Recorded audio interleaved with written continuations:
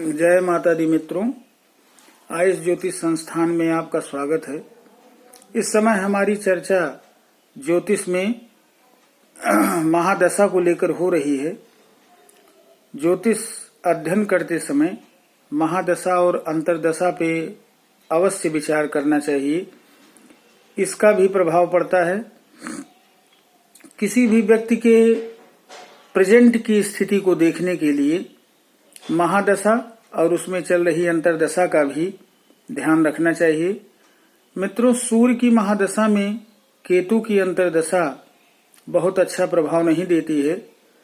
यश, मान, सम्मान न मिल पाना, अपयश की स्थिति, कलह, विद्रोह, शारीरिक कष्ट, अनेक प्रकार की समस्या हमें सूर्य की महादशा में राहु की अंतरदशा के दौरान प्राप्त होते हैं। सूर्य अगर केतु से सूर्य से अगर केतु 6, 8, 12 भाव में हो तो पिता की मृत्यु, अल्प समय में मृत्यु हो जाती है। और केवल 3, 6, 10, 11 भावों में अगर केतु विराजमान है तो मान सम्मान की प्राप्ति, धन की प्राप्ति होती है। मित्रों, सूर्य की महादशा में केतु की अंतरदशा हर समय कष्ट देती है। जितने भी समय केतु सूर्य के साथ अंतरदशा के रूप में विराजमान रहेगा उतने ही दिन समस्या रहेगी। इसमें भाई बंधुओं से प्रेम नहीं रह जाता है, वाद विवाद होता है, किसी काम में मन नहीं लगता है, मूत्र कृच्छ की बीमारी होती है, हड्डी की समस्या देता है, आंखों की समस्या देता है, हार्ट की समस्या होती है।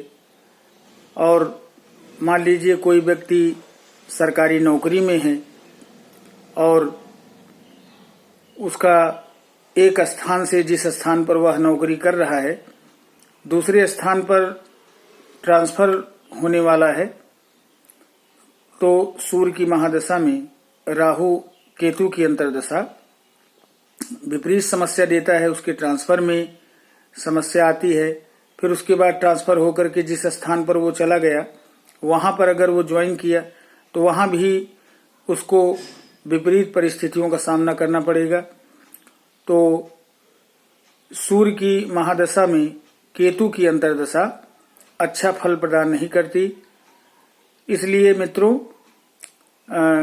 सूर्य की महादशा में केतु की अंतरदशा के दौरान हम कुछ उपाय हैं जिसको करके हम लाभ प्राप्त कर सकते हैं। पहला उपाय, इसमें भी हमको हनुमान जी की आराधना उपासना करनी चाहिए, बजरंग बाण का पाठ करना चाहिए, हनुमान चालीसा का पाठ करना चाहिए और ओम केम केतुवे नमः मंत्र का 108 बार रोज जाप करना चाहिए।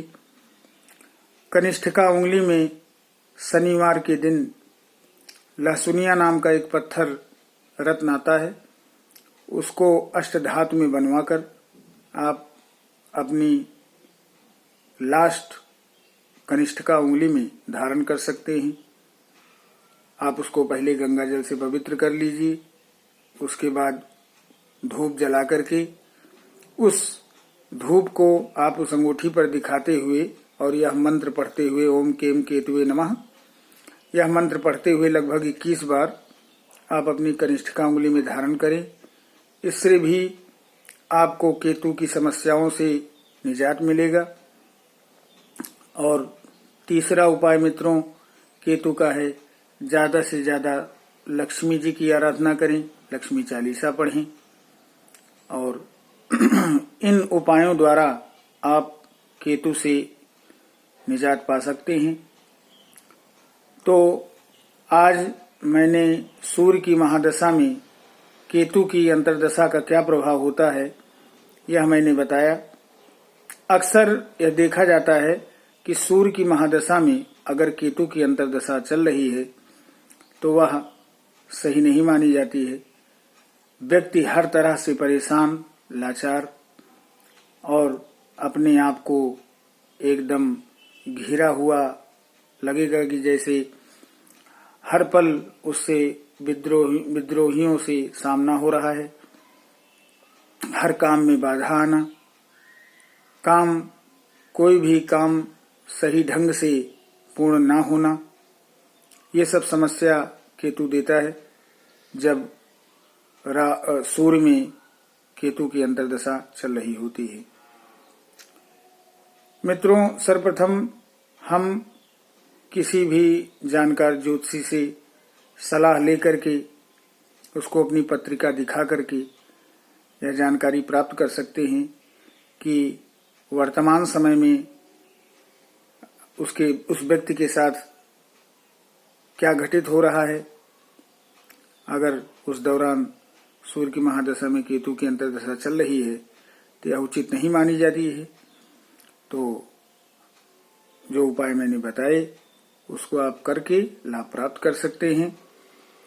तो मित्रों, अगर आप ज्योतिष को जानने के इच्छुक हैं और ज्योतिष में आपकी रुचि है तो हमारे चैनल को सब्सक्राइब करें, लाइक करें और शेयर करें।